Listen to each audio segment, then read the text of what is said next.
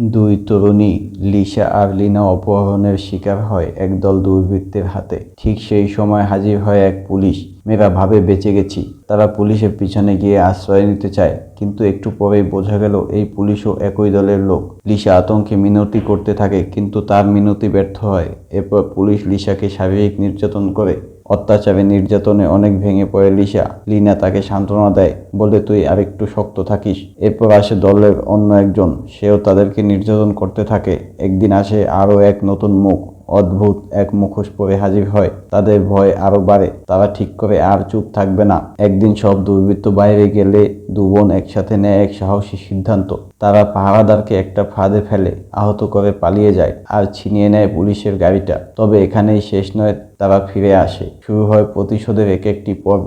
অনেক ধরনের টর্চার করার জিনিসপত্র কেনে তারা। এরপর প্রথমে খুঁজে বের করে অপহরণকারীদের নেতাকে। তাকে ধরে তার কাছ থেকে ঠিকানা নিয়ে পৌঁছে যায় এক গির্জায়। সেখানে লুকিয়ে আছে সেই ব্যক্তি যার জন্য আজ তাদের এই অবস্থা। এক পরিকল্পিত ফাঁদে তাকে ধরে তারই গাড়ির পেছনে বেঁধে নেয়। শেষ মুহূর্ত পর্যন্ত সে ক্ষমা চায়, কিন্তু দেরি হয়ে গেছে।